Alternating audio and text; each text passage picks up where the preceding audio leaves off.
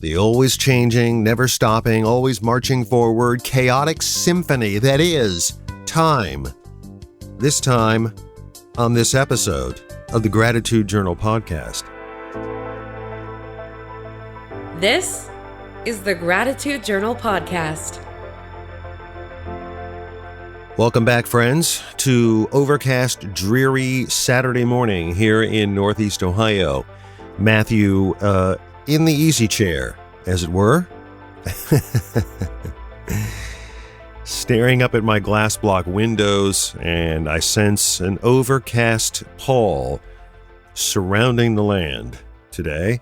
It's not too terribly bad weather-wise. We've had a couple of warm days, although I seem to spend most of my time during those 2 days here in the studio doing work and monitoring some home repair activity that was going on and taking Izzy to the vet and just doing all those things that one has to do to continue on amidst the pandemic that has certainly taken its toll. So I did my workout this morning and I feel a little bit under the weather. I'm not really sure why that is.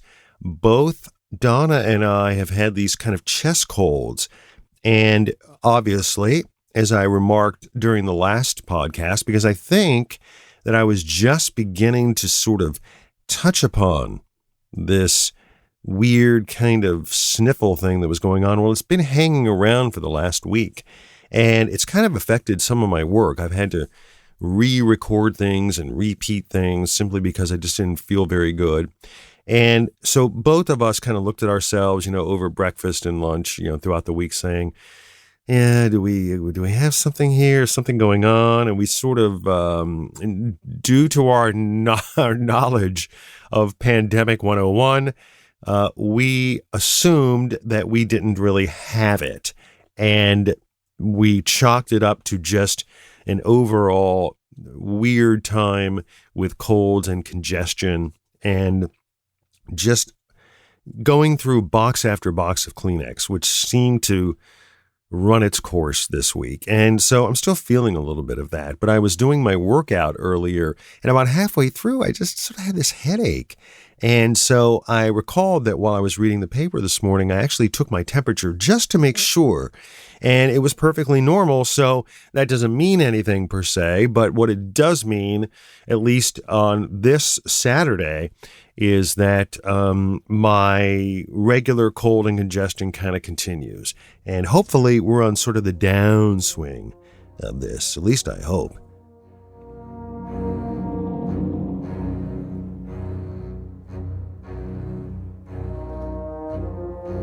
I continue to be flummoxed by my interpretation of time, and I continue to be flummoxed by the way that I feel that I can inherently control and manipulate it. And really, I thought back about this week as I was riding to the store several times with time to think, sitting in some traffic. We had a lot of road construction kind of near us on these regular routes that I usually take. So I was sitting in the car and also thinking about this while we were waiting to take Izzy to the vet, because my vet does not have an appointment thing. Like you have to just show up and you call in. And then when it's your turn, they call you back to tell you to come into the waiting room. Well, since they don't take appointments, it was a really busy day. So one day this week, we basically sat in the car for almost an hour and a half and never got in. And I had to go back to work. So anyway, I had a lot of time to think about this. And it made me dig up some quotes on time. And I wanted to share a couple of these because really, they're fairly divergent, really. Einstein says time is an illusion. And Jim Morrison says the future is uncertain, but the end is always near. And Gautama Buddha says the trouble is you think you have time. And I read these quotes and I kind of said to myself that I've always had this sort of fascination with the passing of time. And I remember really even going back to visit our grandparents in West Virginia, and I would walk into a room and know that I wasn't going to visit her or walk into this room for another year. And so I would take a small knickknack that was maybe on a shelf, and I would turn it a certain way so that the next year when I walked into that room, I would remember that I had turned that little figurine. And then I would think to myself, what did I do during this passing of time, this passing of 1 year? How different am I? How different is this? How different am my grandparents? And I noticed that I've been sort of doing this sometimes when I'm out taking photos. I'll snap a photo or take a small amount of video footage, and as I'm looking through the viewfinder, I'll think to myself, I wonder how this is going to look later tonight when I look back on it. Will I have the same appreciation for this shot that I'm compositing? Will I have the same appreciation for my need to shoot this particular several seconds of video? I know my intent now. Will I appreciate that intent when I look at it later down the road? So I don't know if this is so much manipulating time, but really trying to preserve it in some strange way, or to use it so that I can mold it and manipulate it later. And then I fall back on this quote from Einstein, and I think to myself, oh, am I creating this illusion, like an illusion to myself, that I can somehow manipulate this passing? And in reality, the seconds pass as the seconds will always pass, and the minutes pass as the minutes will always pass. Simply my interpretation of those seconds and those minutes are really causing myself to have the illusion. So once I've admitted that to myself, does this time illusion make me feel better, or does it make me feel worse?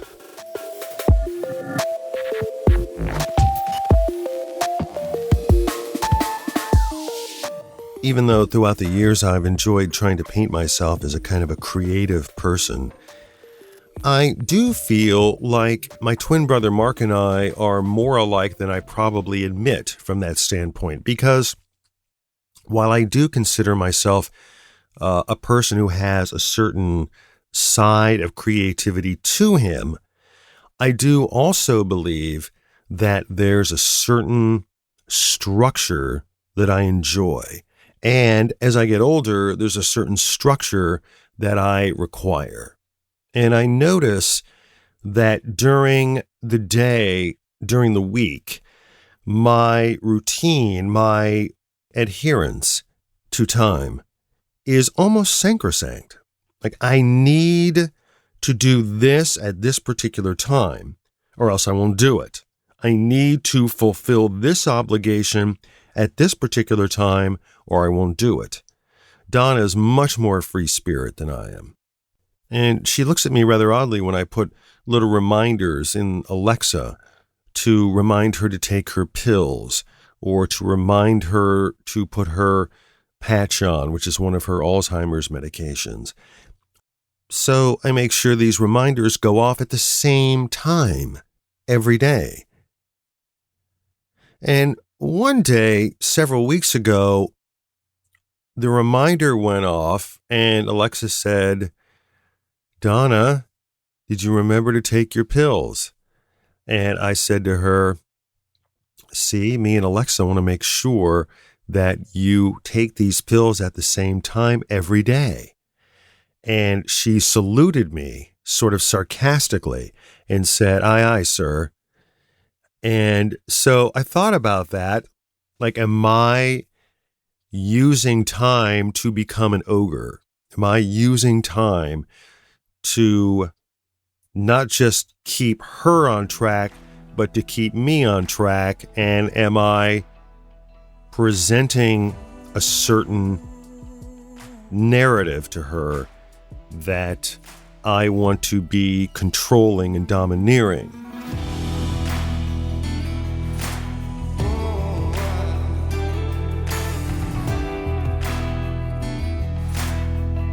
I like to trust time.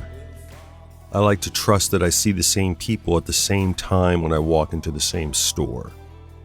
I like to trust that I know how long it's going to take me to get from point A to point B. And so I rely on time.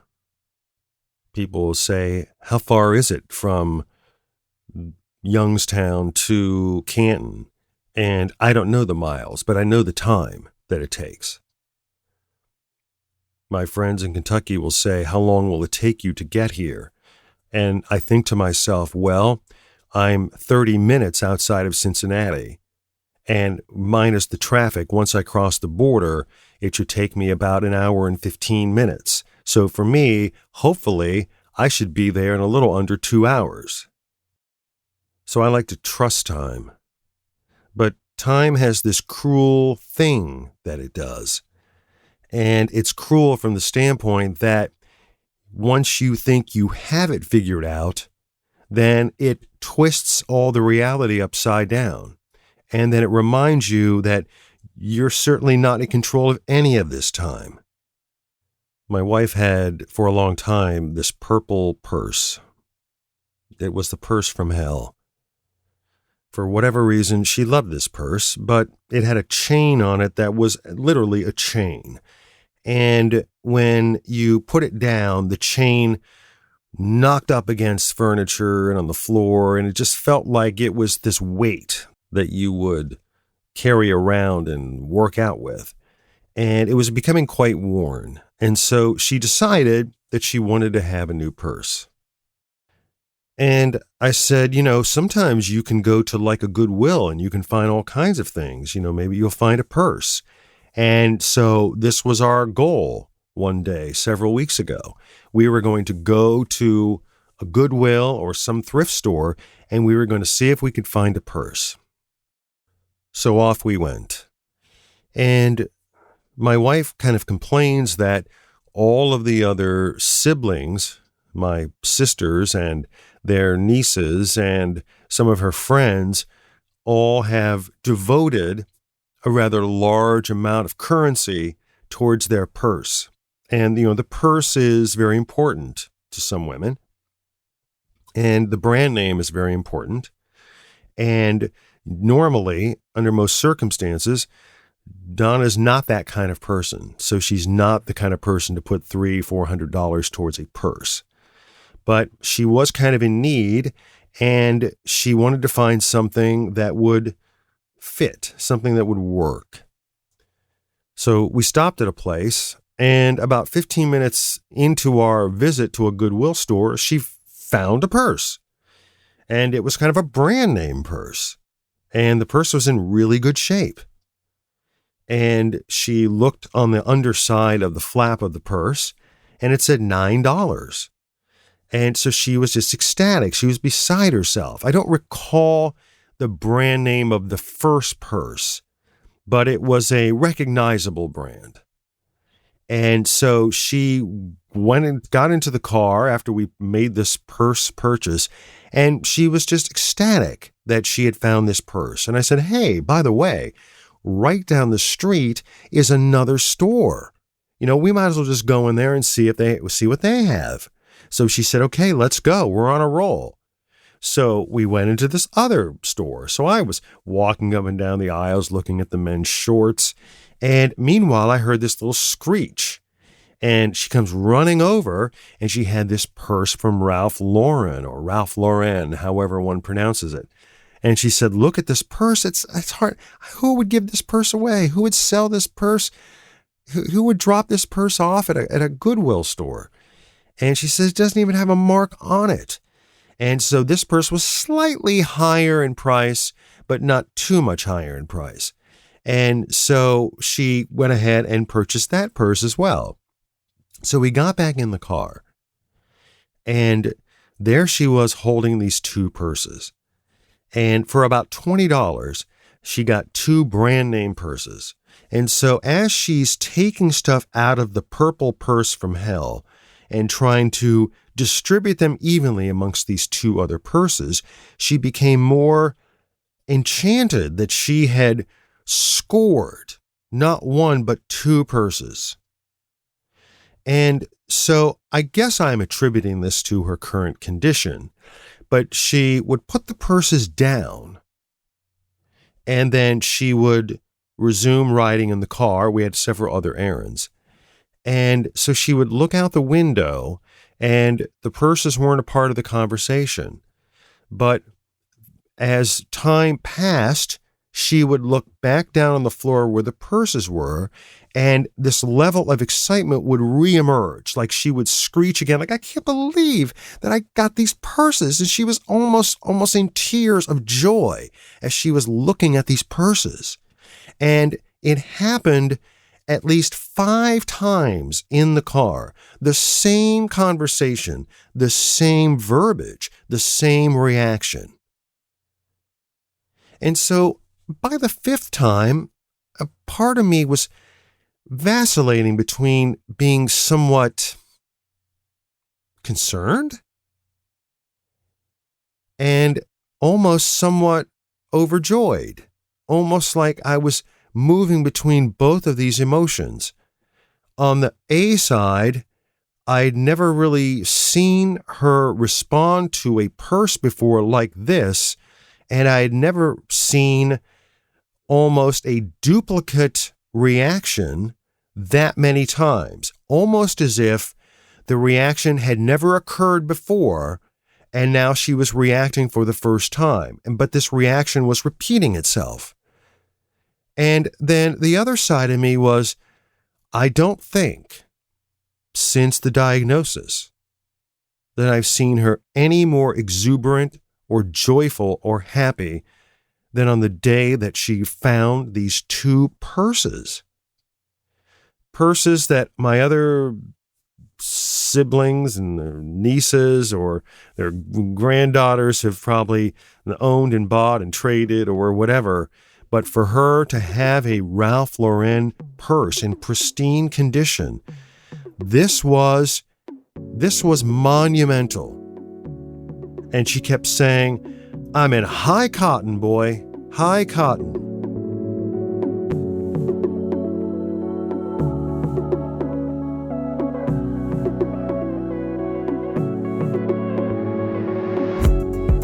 So did we twist time or did time twist us? And it makes me think when I shared the news about proposed new Alzheimer's medication that was being presented to the FDA with a lot of excitement and a lot of exuberance, sending out emails to folks, posting information on social media sites. And really in a matter of days, the FDA deciding that there wasn't enough data to support going through with further testing stages, that it had to sort of go back to the drawing board. And so I reread those emails that I had written a couple of days previous, trying to fully comprehend my joy at the time and fully trying to comprehend my rationale at the time. And I thought about time. I thought, you bitch. You stole that out from under us. I mean, I blamed the disease and then I blamed time. I realized that her and I think differently about time. We manage time differently through the day. Her sense of time is not my sense of time. When we finally did take Izzy to the vet and we were riding back and I mentioned needing something on the shopping list, she said, well, maybe we ought to just stop since we're out. And I said, no, I need to get back to work. This is a work day. I mean, I don't have time for that. Then as we were pulling into the driveway at home, I thought our interpretations of time sometimes are very, very different. So is Alzheimer stealing time, or is it making me more grateful for the time that we have? It seems like a weird paradox. watching Izzy up on the table in front of the vet and the vet's assistant, poking and prodding, and him looking at me with that look on his face like, what are they doing? What's going on here? And the vet saying, he's a senior citizen. I can sense his irregular heartbeat, and you have to move him into another brand of food because he needs the extra things that come with senior food. And so time strikes again in its chaotic way. Time plays on, changing us, stealing from us, giving to us, all at the same time, playing its chaotic tune. Finding out that somebody has passed away makes time seem cruel. Yet having 20 minutes of an enjoyable conversation with your 92-year-old parents makes time seem very generous. So, yes, time is an illusion. And we all know that the future is uncertain and that time can end any time. And we know deep down inside, we think we have the time, but in reality we don't. And regardless of whether we think back on it or look forward to it or try to deny it or try to celebrate it, yet time continues to pound its beat, whether we feel like we can control it or not, or whether it feels like it can control us. So I'm learning more and more about some of our family members who have been impacted by COVID-19. I just found out last night that my sister's husband has contracted it, no taste, no smell, and is quarantining. And that another sister of mine, her 2 sons have actually had it. So both of those cases with her sons have been fairly minimal. And so they're more than recovering from it. My sister's husband obviously is a little older than my nephews.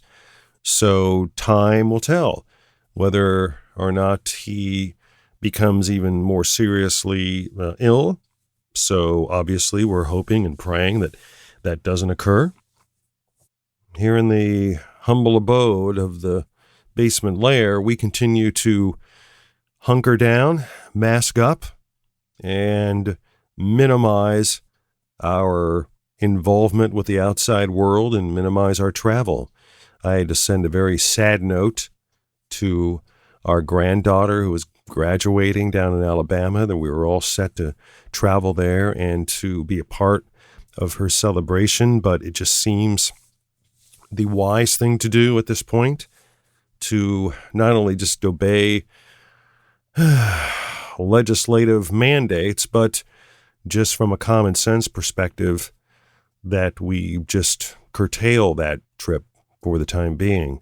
So hopefully she won't be too upset with us and too mad about that decision, but it just seems in light of everything going on that it seems like the wise thing to do. And just another example of how this horrendous pandemic has stolen from us. So since we won't talk probably before the Thanksgiving holiday, another family time that will be affected and controlled by this pandemic, we'll be figuring out little ways for us to show gratitude that we have each other and that hopefully at that time we're not ill. Hopefully it will make us appreciative of the times when we will get together with family again once this pandemic is over. So wear that mask, stay safe, and we'll see you next time around on another episode of the Gratitude Journal podcast.